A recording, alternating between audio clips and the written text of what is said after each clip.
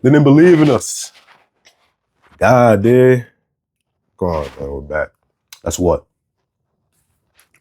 Número dos, number 2, in April. So, we're a man of my word. I'm a man of my word. That's what I always say, bitch.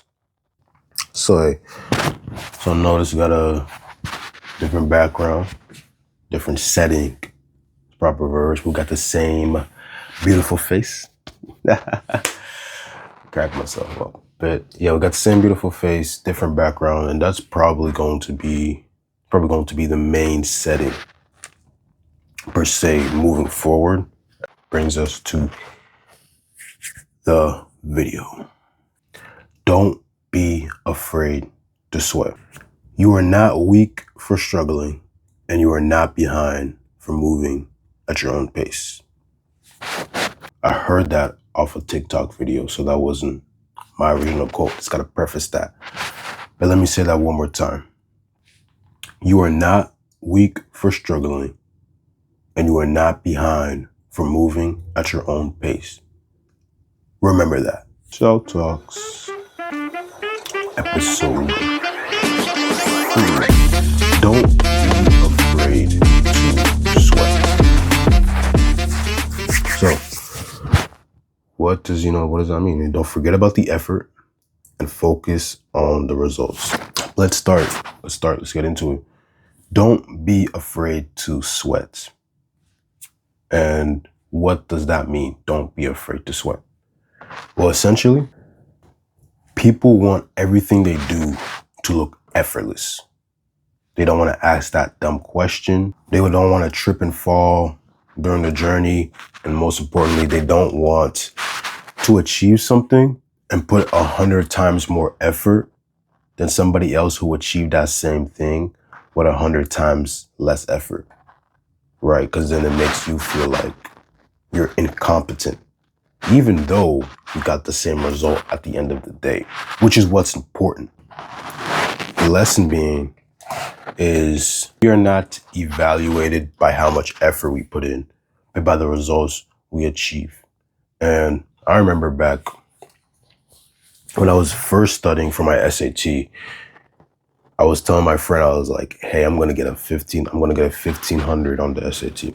I didn't get a 1500 on the SAT, but I was telling him I'm going to get a 1500 on the SAT. And we were having a conversation about it. And I was telling him how it's possible and how, look, you put in a set amount of hours a day, you allocate this amount of time in the morning, this amount of time in the afternoon, and you study, you can get this result. And then he said something like, man, but you're doing all that studying just for the SAT, you're putting all this effort. And I said, look, when you get there on the day of the SAT, they're not going to say, hey, fill out a form. How many hours did you study? No. When you get that score, they're not going to look back to see your screen time and how much time you were in the books or how much time you were on the screen or how much time you were on the College Board's website. Nobody is going to see that. Nobody's going to know that. They're only going to know one thing. They're only going to know one thing, and that's what was your final score. That's it. They're only going to know your final score. So you need to understand, hey, look, it doesn't matter how much work I put in, doesn't matter how much effort I put in, as long as I get the final score I want. So that's kind of the point, is my mentality of being afraid to put in the effort, because you gotta believe that the amount of effort you put in invalidates your result, which is ridiculous, right? It doesn't matter. And if somebody else only studied for 50 hours and you studied for 100 hours and you got the same score at the end, it's like, don't be afraid to put in more effort than somebody else and get the same result. It does not matter. You're walking your own pace. You're not weak for struggling and you're not behind for moving at your own pace. That is just how it is. Not even how it is. That's just, it's okay. It's okay for that reality to exist, to where you are not putting in the same amount of effort as people and getting the same exact results. So that's like, when I really say don't be afraid to sweat, when I say don't be afraid to sweat, I'm saying don't be afraid to put in more effort than someone else and get the same result. That is what it took. And that's what it took, you know? It is what it is. Two stories. The first one is at work. There's a lot of positions. And my manager always reiterates, or he always says that dish, which is washing the dishes, taking out the trash, cleaning up, busting the tables, cleaning the tables, all that stuff. He's like, oh, dish is the easiest position. And yes, in theory, dishes, you just take the water, you put it on the plate and you wash it. And then you put in the washing machine, and then you get all the plates and you sort them back. But dish to me was never the easiest position. So like, to me, I believe dish was hard because one, you had to get dirty. One, you had to always be constantly moving, because if you're working in a restaurant type setting, you're always going to have dishes to wash. You always have to go bust a table. You're going to always have to go do stuff. And I always felt in my heart, I was like, dish is not easy. I always felt dishes, not that it's not easy, but that it's harder for me than others. But I never wanted to say that, because whenever I'd sit down with him, he'd be like, dish is easy. And I never wanted to say, dish is actually not easy, because then it makes me look incompetent, because what everyone else finds easy, you don't find easy. But that doesn't make you less valuable. That doesn't make you weaker. That doesn't make you less competent just because what everybody else finds easy, you don't. No, it doesn't matter. You are good at some things. You're better at some things than other people, and other people are better at other things than you. You might have a natural inclination. I don't really believe in talent, because I think hard work always overrides talent.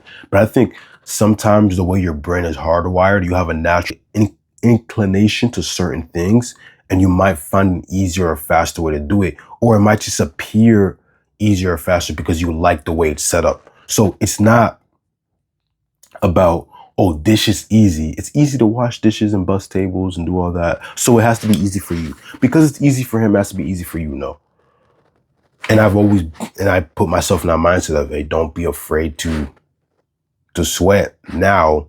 So now I have no problem bringing up and like, hey, look, the preconceived notion around dish is that it's easy, and I don't believe that. But if you still believe that, that's cool. But I'm going to put it out there because I think it should stop being treated like you're not doing anything. Or that it's very easy, so you can go do whatever. So you always have nothing to do, kind of. That's the consensus around it, or the notion around it, per se. And that brings me to another story. I always remember when I was younger, mainly when I was in elementary and middle school, I always noticed that I took a little longer on tests than everybody else, right? Someone might finish our test in 30 minutes and I might take an hour, and we get the same result at the end of the day. And it always made me feel, not stupider, but it made me feel less competent. It made me feel worse about myself, because I'm like, I put in this amount of effort and they put in this amount of effort. And we might still get 100. I might get 100 too. And we both get 100. But to me, their 100 is better than my 100, because they got it in a shorter amount of time. They were faster. That's what I believed at the time. And sometimes that would hit my confidence. But I've come to a realization now, obviously looking back, that's okay. And not just test, even studying too. I always noticed, for me, because some people might be like, oh, this topic is really easy. It's like, oh my gosh, that lesson was so easy, or that test was so easy, or the class is easy. And to me, I always have to dedicate more time to something. Like, for example, studying, I would always have to dedicate more time to studying. Like, my studying is never like 20, 30 minutes. Oh, let me look at this 20, 30 minutes and then I got it down. Like, no, I noticed that, hey, look, if I'm doing a math problem, I probably take more time than the other person just to really get it. But I know once I get it, I get it. But it takes me more effort to get the same results as other people. But again, that was something I was like, oh, kind of hit my confidence a little, but I've something I've just embraced now. And I'm like, it's cool. It's whatever, because most people aren't even willing to put in that amount of effort to begin with. So, and I think a lot of people, more people than not, probably have to put in the same amount of effort as you, but they're either too afraid to admit it, or they just don't do it, which even sets you apart, because even if you have to put more effort than this person right here, everybody else is putting this amount of effort. So if you're putting this amount of effort and you're getting result A, and person B is putting this amount of effort and is getting result B, you are still getting result. Oh, it's not. If you're putting in this amount of effort and you're getting results A, and if you're, and someone else putting out this amount of effort and they're getting result A, and you guys are both getting the same result. If the third person is not putting any effort at all and they're getting result C, so don't feel bad about yourself for putting out a certain amount of effort to get a certain result if nobody else is even trying. So that is something to also note. Close out this section per se by, don't be afraid to struggle during the process. And more importantly, don't be afraid to be seen struggling in the process, because that's really where it's at. Because people aren't really afraid. When we say don't be afraid to sweat, people aren't really afraid to sweat. If you're in the own comfort of your home, you're sitting there, no eyes are on you, you don't really care. Okay? But it's important, don't be afraid to be seen putting in more effort than somebody else and getting the same result, because that's where you get more powerful. If you learn to detach yourself from people's opinions, where that's very multifaceted, right? This is not the only aspect of detaching yourself from people's opinions, but this is one of the things that, don't be afraid to be seen struggling to get a result, and don't be afraid to be seen putting in more effort than somebody else. Most people aren't even trying. Most people aren't even trying. I'm not even gonna lie to you. Content creation to me is pretty difficult. It's pretty difficult because I guess I don't have that natural inclination of seeing how to do this and how to do that and how to do this and how to do that. So I just do what I do. I focus on action over perfection, and I just try to get something out there. So and this is actually my favorite part. Look, extrapolation. If you extrapolate the lesson, don't be afraid to sweat, or don't be afraid to struggle or to be seen struggling. What do you get? Extrapolation of that is this right here. Accept your emotions, your feelings, and don't try to push them away. Accept them as they are, own it, and keep moving forward. And I want to give you an example. If somebody comes up to you, not even someone, if there's a certain person that's making you feel a certain way, times where you like someone, or maybe you have a crush on them and you're like, nah, you don't. And then you do things that you wouldn't normally do for somebody else, and you do it for them. And you feel a certain way about it, but you just got to accept and be like, you know what? Yeah, the reason, like, you feel a certain way about it, as in you're not accepting, you're in denial. But you just got to say, look, the reason why I did this for this person and I wouldn't have done this for somebody else, or the reason why they asked me to do this, or they said this thing to me and I reacted in this way, it's just because I like them. And you just got to say, take the emotion and just, hey, it is what it is. I mean, that's what I felt. That's truth. And I got to keep moving. I got to own it. Now that I know, what can I do moving forward? Same thing. And someone says something to you that ticks you off, like something that hits home, but you're in denial. You don't like, no, I'm not mad. Or a comedian tells a joke and you know you're mad, but you don't want to act like you're mad. But, or someone says something to you and you know, that kind of got you a little angry, but you don't want to say it because you don't want to accept the emotion. No, just accept the emotion and just, it is what it is, you know? Accept it, identify it, accept it, own it, and keep moving. That is it. In terms of the extrapolation of don't be afraid to sweat is accept your emotions and stop trying to push them away. accept them as they are, own it, and keep moving forward. That goes to the biblical application. The biblical application is find a verse, Romans chapter 5, verse 3 to 4, which I think kind of fits into the whole theme of everything we're talking about for the past couple of minutes. And here's our verse.